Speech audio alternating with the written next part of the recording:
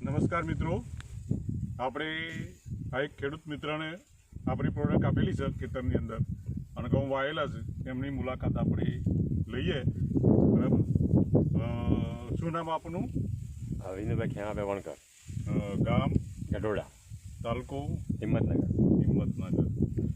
હવે આપ ખેતરની અંદર આપણે જે વાયુ બરાબર એમાં તમે કઈ પ્રોડક્ટનો ઉપયોગ કર્યો તો?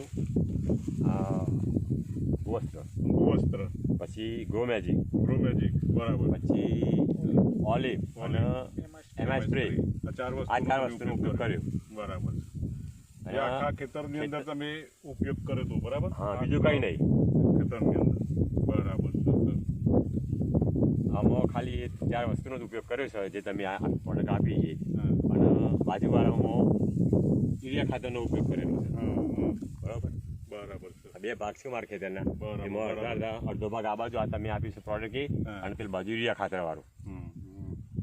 એમાં આ પ્રોડક્ટ તમને આપી છે બરાબર. એ પ્રોડક્ટના કારણે તમને શું સંતોષકારક જવાબ છે તમારો? હા, સંતોષકારક છે. હા, તમારું શું કહેવું થાય છે ખેડૂત મિત્રોને? તમે શું કહેવા માંગો છો? સારું છે, આ વાપરવા જેવું છે. અને ઉત્પાદન એ સારું આવે છે અને એની ક્વોલિટી સારી છે. યુરિયા ખાતર કરતા એના યુરિયા ખાતર કરતા આ ક્વોલિટી સારી છે. બધા વાવાઝોડું આવે ને તમે પાણી ચાલુ રાખો એક કે છોડ નમે નહીં, નમતો નથી. હા, અને પેલામાં તો તરત જ યુરિયા ખાતર વાળામાં તો તરત જ નમી જાય છે.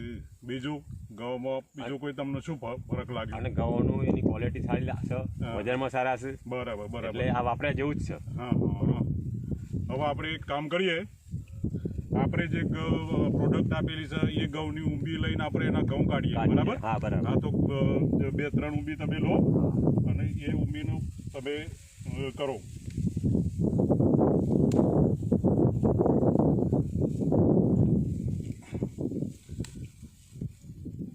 હા, જો હા આપણી પ્રોડક્ટની, તમારી પ્રોડક્ટ આપણી પ્રોડક્ટની ઊંબી છે. બરાબર.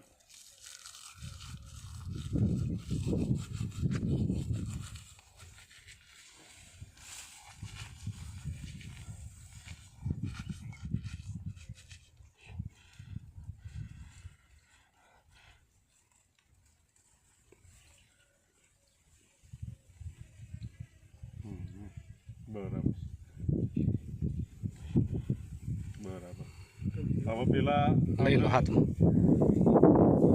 પેલામાંથી લેતા આવજો તમે.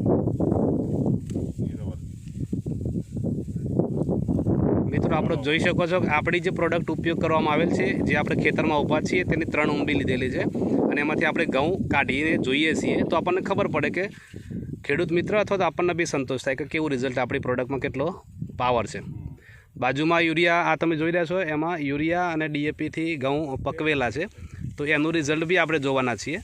તો બંનેનું લાઈવ આપણે જોઈએ છીએ અત્યારે હાલ, કે જેથી ખબર પડે કે ઘઉંમાં શું ફરક હોય છે આપણી પ્રોડક્ટ અને માર્કેટની જે રાસાયણિક પ્રોડક્ટ છે એનાથી.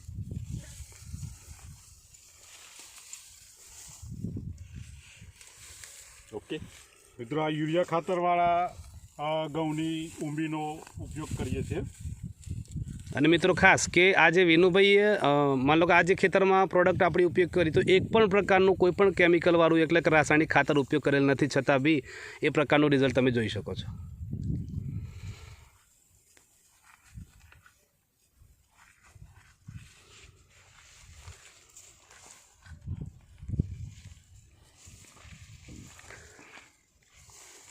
તમે બે હાથમાં ઘઉં પકડો.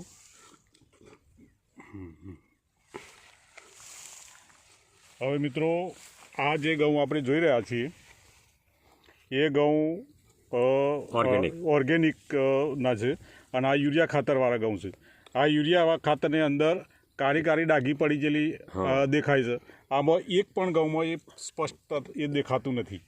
વિનુભાઈ, તમને શું ફરક લાગે છે બંને? હા, ફરક દાણાની અંદર દાણા જે ઓર્ગેનિક વાળા દાણા સારા છે અને વજનદાર છે, અને આ યુરિયા ખાતરવાળા જે ડાઘી પડેલી છે અને ક્ષમ પડતા છે, કાળી ડાઘી પડેલી. હા, અને કેપેસિટી ઓછા છે, બરાબર ઓછા છે. અને આપણા દાણાની અંદર લાઇટ દેખાય છે તમને? લાઇટિંગ વાળા દાણા છે આપણા ઓર્ગેનિક વાળા. બરાબર. અને આ રાસાયણિકમાં જો મિત્રો તમે કાળી અંદર ટીપકી થઈ ગયેલી છે, જ્યારે આપણા દાણા એકદમ લાઇટમાં છે, એકદમ ચોખ્ખા છે અને ભરાવદાર બી છે, અને લગભગ 90-95% પ્રોડક્ટમાં દાણો એક જેવો રિઝલ્ટમાં દેખાઈ રહ્યો છે. આમાં લગભગ 30 થી 40% જેવું 1.5 જેવું રિઝલ્ટ માલમાં દેખાય છે, હા. ઘઉંમાં દેખાય છે. બરાબર.